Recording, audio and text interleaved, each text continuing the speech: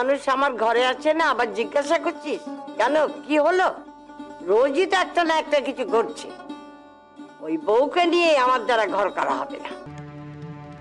আমার তো হাত পা বাঁধা, এই যন্ত্রণা আমাকে সহ্য করতেই হবে। কি বলেছিস? তোর তো আর কিছু করার নেই। তা হ্যাঁ রে, তোর ছেলেরা কিছু বলে না? তোর ছেলে তো বউকে বলতে পারে যে এটা তার শ্বশুর বাড়ি, তোর কথা শুনে কাজ করবে, বলে না? সেগুড়ে বালি। আমার মেজে ছেলে বউয়ের ওপর কথা বলবে? তাহলেই হয়েছে। যবে থেকে বউ ঘরে এসেছে তবে থেকেই তো এই দশা। কিন্তু সে কি করেছে সেটা বলবি তো? কি আর করবে? আমি টাকা নিয়ে নি বউয়ের কাছ থেকে, তাই বরকে দিয়ে টাকা পাঠিয়েছে আমার কাছে। ভাব একবার। এই এই মেয়ে কি করছিস ওখানে? কি করছিস? কি রেখে দে, রেখে দে, ওটা রেখে দে। রাখ রাখ, ওটা উপরে রাখ। হ্যাঁ, আয় আমার কাছে আয়, আয় বস এখানে। কি করছিলি কি? হ্যাঁ, ওটা ধরছিলি কেন? আমি তো দেখছিলাম, আমি তো কিছু করিনি। ঠিক আছে, লক্ষ্যে বস, কোনো কিছু ধার দিবি না।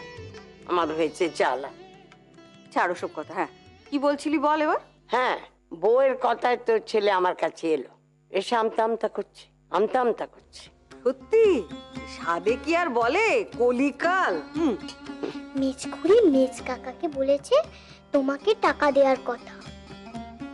আমায় বলে কি না, মা আপনার শরীর খারাপ, আপনি আর হেঁটে গঙ্গার চান করতে যাবেন না, ঘোড়ার গাড়ি করে যাবেন। আমি তো মানিনি, আমি মানিনি। তারপর ছেলের হাতে টাকা দিয়ে আমার কাছে পাঠিয়েছে। আরে এবার তুই বলতো, এই মেয়েকে কি করে দাবে আনি? দাবে আনবি? ওকে ভাতে মার। ভাতে মারলে? বলিস কি রে? আরে বাবা, স্বামী সোহাগেই তো ধরাকে সরা রেখছে। শোন, তুই এক কাজ কর, কোন রকম কৌশল করে না ছেলেকে রাতে নিজের কাছে শোয়া। হ্যাঁ। কি বলছিস তুই? হ্যাঁ, দেখবে একবারে দুদিনের ঢিট হয়ে যাবে। হ্যাঁ, কথাটা অবশ্য মন্দ বলিস নি তুই, কিন্তু সেই ছোড়া তো একবারে ছটপট ছটপট করে মরেই যাবে। আরে বাবা, ওই ডাকিনীর খপ্পর থেকে ছেলেটাকে দুদিন সরিয়ে নে, ও বাঁচবে। হ্যাঁ, আচ্ছা শোন, কি বলবি শোন।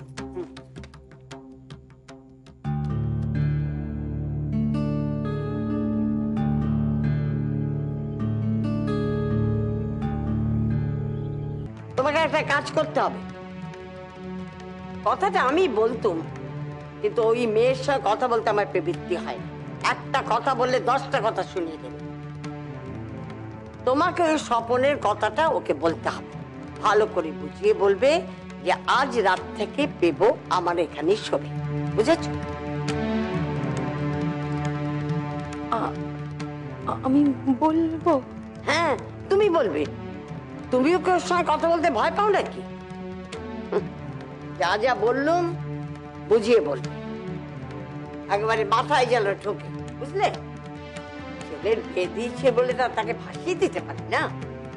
আমি তো মা নাকি আবার দাঁড়িয়ে থাকে? যাও যাও যাও, তাড়াতাড়ি যাও।